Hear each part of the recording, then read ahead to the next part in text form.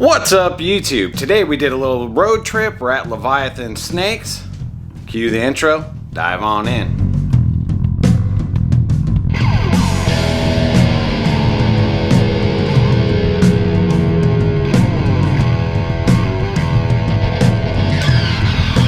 So, as you would expect, today we're here with Steven at Leviathan Snakes, and we're going to be looking at some sunset snakes. What do you want to show off in the project? What's like your... Do you want to do like a... here's a sunset, and then here's some morphs going in? Yeah, let's do it. All right, so we'll go over the sunset project overall. So, single gene sunset female that we produced last year. So Brian Barczyk had started the sunset project, and he had imported a visual sunset male from Africa in like the mid-2000s. And at the exact same time that he had imported the first visual sunset male, he had also imported another ball python that he called, another dinker ball python. He had called it the Viper ball python. And he was really, really excited about the Viper ball python. So that first kind of generation goes, he breeds them, and no babies, not from the sunset, not from the Viper ball python, proved to be genetic. So all of those animals just look like normals. Now, he held some of them back, and he also sold a lot of them, just in general, wholesale, stuff like that. And when he did this, he kept those sunset animals for years and years and years, those holdbacks he made, without breeding them, because he was really excited about that Viper ball python project, and he's working that one way more.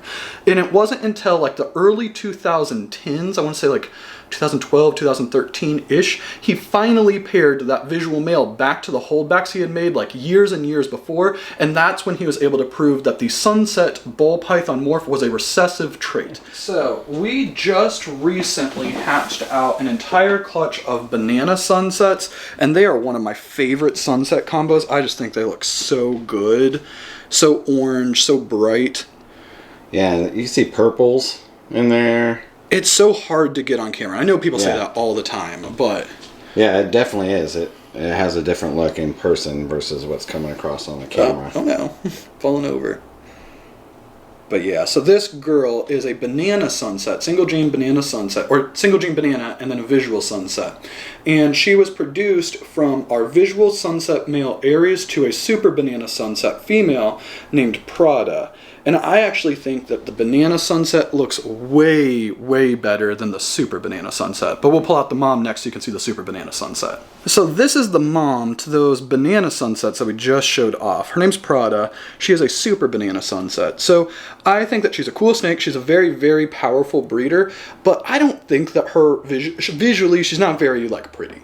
I think that one of the best parts of the sunset project are those like deep reds, oranges, those kind of colors, and I feel like with the super banana you lose all of that. And she kind of looks like a pale yellow snake with some faint pattern throughout her, but again, even though she's not visually stunning, the fact that she's a super banana sunset means that every single one of her babies is going to at minimum get banana and het sunset. She is amazing, and she's super, super versatile for us just because we have so much stuff in the sunset project. So this girl is one of my favorite sunsets that we have. Her name's Cora, and she is a leopard sunset. She's much, much darker than a regular sunset. And when she was younger, she was incredibly bright. She's definitely darkened up as she's aged.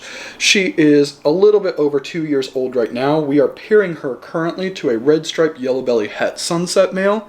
Now, with her, when we very first got her, she was the first leopard sunset that was produced in the world. She was produced by Brabboa Reptiles, and she looks just absolutely amazing. And because she was the very first leopard sunset produced, they didn't 100% know exactly what her combo was. They knew it wasn't a regular sunset, and they were pretty sure it was a leopard sunset. But there could have been Inchy in the pairing, or there was Inchy in the pairing, and there was also yellow belly in the pairing.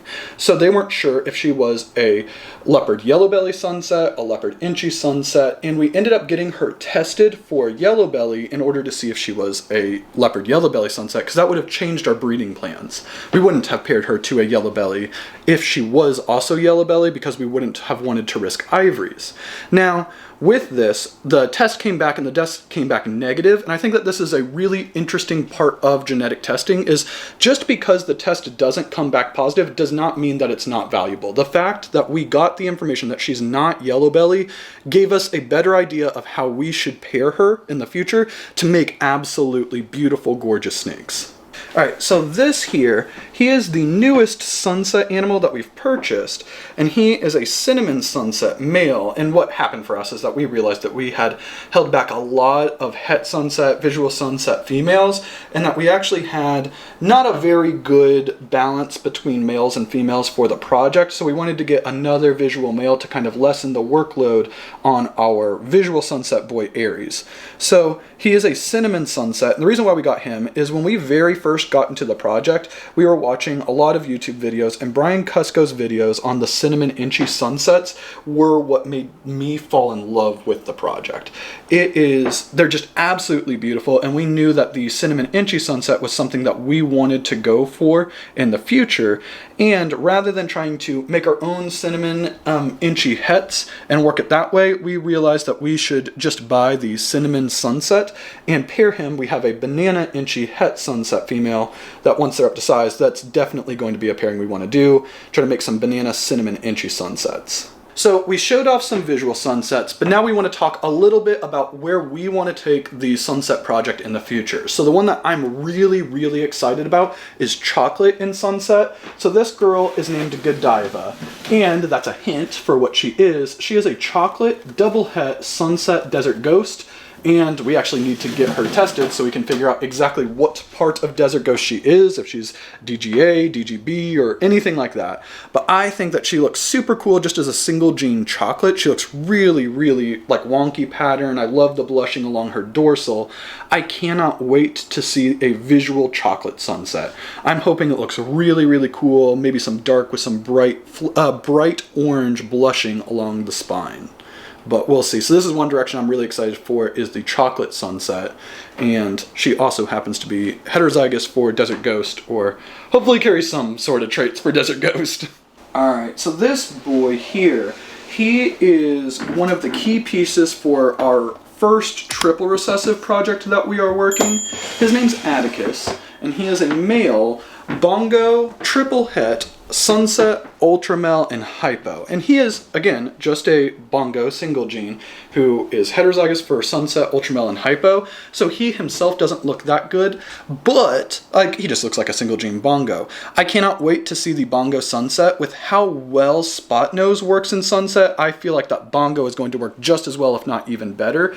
And then the fact that he's triple het, we compare him, we had produced and held back 3 double het sunset ultramel females last season. So we compare him to those 3 different females. If we get really lucky and we hit a sunset ultramel, and the fact that he's bongo can give us some bongo sunset ultramels, or the chance at bongo sunset ultramels. And if we hit the lottery and that 50% for het hypo proves out to be 100% het hypo for his babies, he's just awesome. So even though he's not a visual, the fact that he's triple het lets us work a triple visual project right away. And we're super, super excited and are completely down to gamble and take the odds when our misses are going to be sunsets and ultramels that are pos het sunsets and potentially sunset ultramels.